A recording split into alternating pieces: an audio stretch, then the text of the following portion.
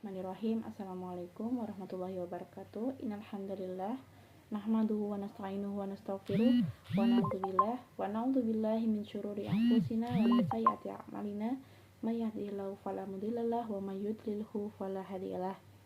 Asyhadu an la ilaha illallah wa asyhadu anna Muhammadan abduhu wa rasuluh la nabiyya rasula ba'da amma ba'du.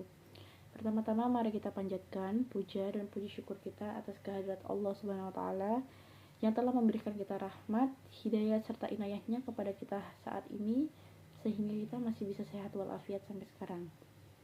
Yang kedua kalinya, tak lupa sholawat serta salam tercurahkan kepada baginda kita, Nabi besar kita, Nabi Ruh Muhammad SAW yang telah menunjukkan jalan kita dari zaman kegelapan menuju zaman terang benderang seperti saat ini.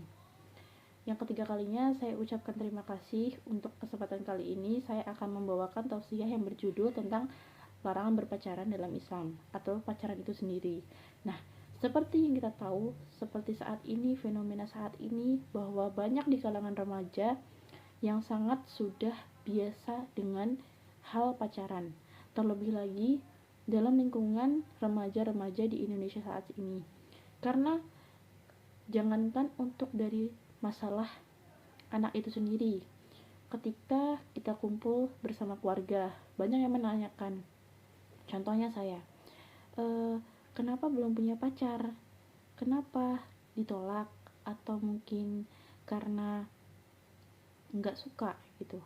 Nah, itu sudah menjadi biasa, bahkan ditanamkan sejak kecil oleh orang tua masing-masing, khususnya orang tua yang memang menormalkan bahwa pacaran itu bisa dianggap sangat legal gitu.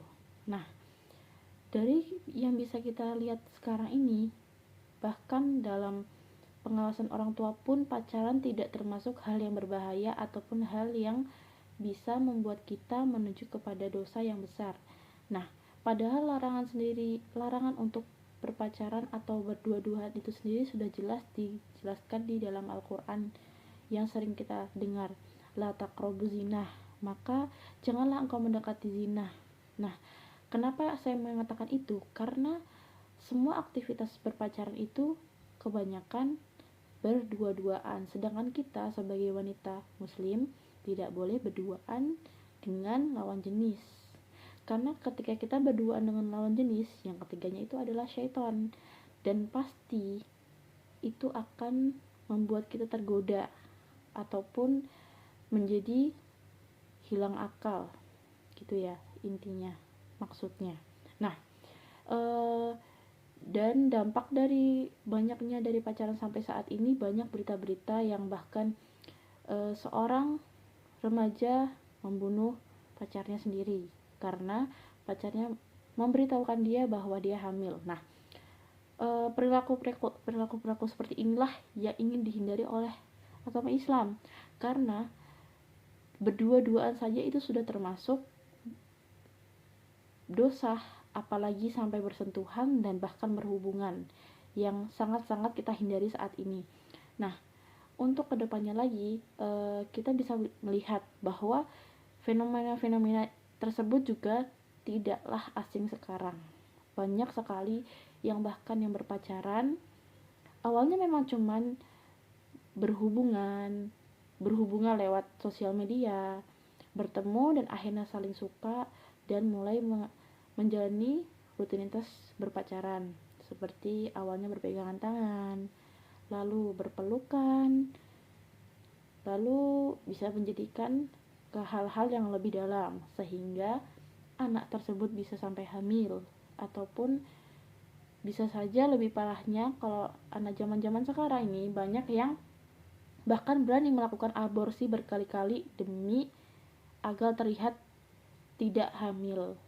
Nah, perilaku seperti ini sudah sangat merugikan ya bagi pelakunya maupun korbannya, karena kebanyakan korbannya itu adalah wanita, karena yang hamil wanita. Nah, di sini saya hanya ingin menjelaskan bahwa seperti inilah buruknya, karena nikmatnya itu hanya terlihat di awal. Ketika sudah di akhir, nah kita tidak tahu hasil akhirnya seperti apa.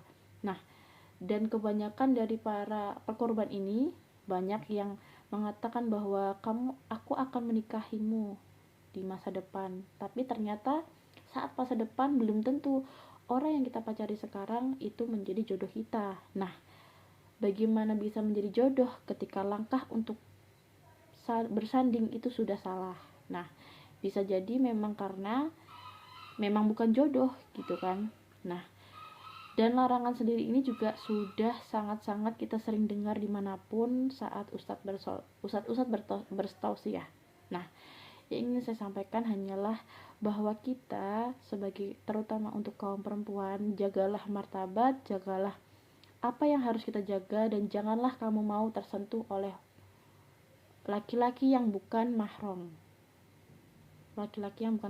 Karena kita sendiri tidak tahu, memang mereka bilang aku cinta mati, aku hidup ingin bersamamu sehidup semati.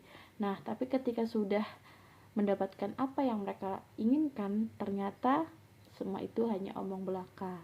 Nah, jadi teman-teman, untuk kali ini saya sampaikan, bila banyak sekali kesalahan itu datangnya dari saya, bila ada benarnya itu datangnya dari Allah. Sekian yang bisa saya sampaikan. Syukron. Wassalamualaikum warahmatullahi wabarakatuh.